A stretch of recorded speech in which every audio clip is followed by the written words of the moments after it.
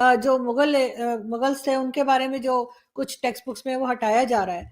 ठीक है, निकालना चाहिए उनको, मैं समझता हूँ।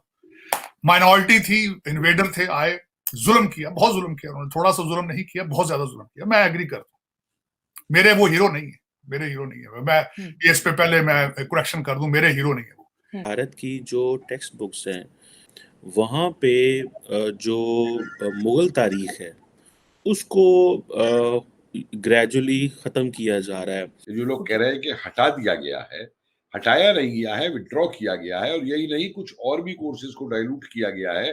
देखिए, मेरे दिमाग में पाकिस्तान का नाम सुनते ही कुछ नहीं आता है, क्योंकि हमारे पास पाकिस्तान से लेके बड़े बड़े और देश है जिनसे हमें कंपटीशन करना है, जैसे कि चाइना, अमेरिका। तो पाकिस्तान को हम इतना वो एक्सेस नहीं करते हैं जितना हम चाइना, रशिया और अमेरिका को करते हैं।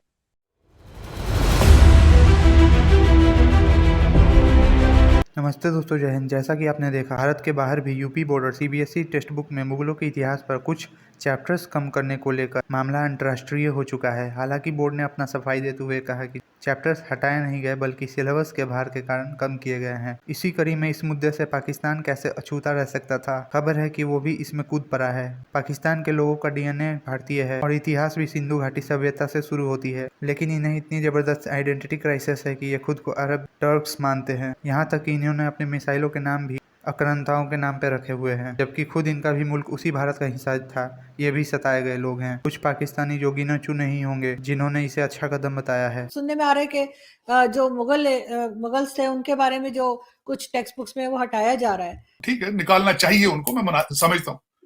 माइनॉरिटी थी, इन्वेडर थे, आए, जुल्म किया, बहुत जुल्म किया उन्होंने, थोड़ा सा जुल्म नहीं किया, बहुत ज्यादा जुल्म किया। मैं एग्री करता हूँ, मेरे वो हीरो नहीं है, मेरे हीरो नहीं है। मैं ये इस पे पहले मैं करेक्शन कर दूं, मेरे हीरो नहीं है वो। मेरी नजर में वो इन्वेडर थे इस लैंड। और जो भी इन्वेडर आता है जुल्म करता है, चाहे वो ब्रिटिश हो, चाहे ये हो, चाहे वो कोई भी इन्वेडर हो, वो आके ओप्रेस करता है। वो इस तरह, वो इतनी आसान बात नहीं होती वो उससे डील करना, उन्होंने किया। बल्कि मैं आपको आज आरजू मैं बड़ी एक और बात बताना चाहूंगा, मैंने अक्सर लोगों को नहीं बताई। मैं भारत बड़ी दफा गया हूं, आज तक ताजमहल नहीं गया। मैं एक दफा सरकारी डेलीगेशन के साथ गया था, सारा डेलीगेशन चला गया था बस में बैठ के, मैंने नहीं, मैं एहतजाजन नहीं गया था। मुझे शाम को वो सारे अमेरिकन टेबल पर बैठे डिनर पे, उन्होंने पूछा कि बड़ी अनहोनी बात है कि इतनी 7th wonder on the planet, हम सब अमेरिका से आके बस में बैठ के तो आगरा गए थे, आज आप नहीं गए। मैंने कहा था मैं एहतजाज के साथ नहीं गया क्योंकि एक मुगल शहजादे ने भारत की गुर्बत का मजाक उड़ाया था, और उसने इतना पैसा उस ताजमहल पे लगाया था कि उस बिल्डिंग के खर्चे के बाद इंडिया बिकेम इतना वीक हो चुका था, ब्रिटिश कॉलोनी बन गया था। और शहजादे का मजाक क्या था, कहते हैं उसने मोहब्बत की निशानी बनाई, साथ ही उसी मोहब्बत की छोटी बहन से शादी कर ली उसने। और उसकी पता नहीं कितनी यार, पता कितनी बीवी थी उसकी, वो पहली बीवी तो थी नहीं उसकी। मैं देखा ना, क्या कहते हैं जी मोहब्बत की निशानी है, कौन सी मोहब्बत की निशानी यार? वो पहले किसी और की बीवी थी, फिर इसकी बीवी बनी, फिर इसके उसने मोहब्बत में गया, वो मर गई, एक इतनी बड़ी महंगी बिल्डिंग बना के उसकी बहन से शादी कर ली, ये मोहब्बत है? हाँ, मैं ये जरूर कहूंगा, बल्कि मैं चाहूंगा कि हिस्ट्री को किताबों से निकालने से हिस्ट्री खत्म नहीं हो जाती। आज मैं ये चाहूंगा कि मुगलों की हिस्ट्री को इस तरह खत्म करने की बजाय कंडेम करें कि मुगलों ने जो किया था गलत किया था उन्होंने, उससे एक और तकवीत है। आपकी आने वाली नस्लें ये भी सीखेंगी कि हमने दोबारा ऑपरेशन एक्सेप्ट नहीं करना, उससे सबक सीखें। हमने दोबारा किसी इन्वेडर को यहाँ पे इन्वेड करने की इजाजत नहीं देनी, गलतियों से सबक सीखे जाते।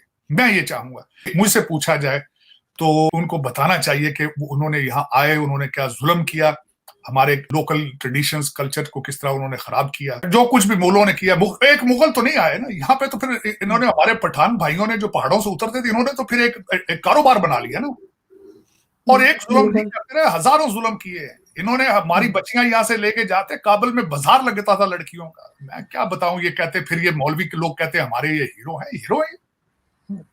इनमें जो आपके यहाँ पे रूलर रहे हैं आरजू, उनके हर एक के अंदर, हरम के अंदर 300-300 खवातीन होती थी। भाई जो पहाड़ियों से उतर के आया वो शराब का शौकीन था, वो शराब पीता था, वाइन पीते थे, और दाढ़ियों वाले आके फिर कहते हैं ये हमारे हीरो है। मैं नहीं मानता इनको। दक्षिण में भी आप पढ़ाएंगे अलाउद्दीन खिलजी का दक्षिण अभियान, आप पढ़ाएंगे औरंगजेब का दक्षिण अभियान, लेकिन जो दक्षिण के राज्य थे उनका क्या प्रशासन था, उनकी क्या संस्कृति थी, या वहां पे उस समय क्या तकनीक थी, या क्या कृषि व्यवस्था थी, या क्या आर्थिक स्थिति थी, उसका इतिहास नहीं पढ़ाएंगे आप। और अगर वहां पे ये वैभव नहीं था तो फिर ये दक्षिण को विजय क्यों करना चाहते थे जाकर के? तो ये आप रहने दीजिए कि यही लेबलिंग जो आप करते हैं इतिहास का, वही इतिहास का सत्यानाश है। आप मुगल कालीन जब पढ़ाते हैं, आप राजा छत्रसाल को गायब कर देते हैं, आप रानी दुर्गावती को गायब कर देते हैं।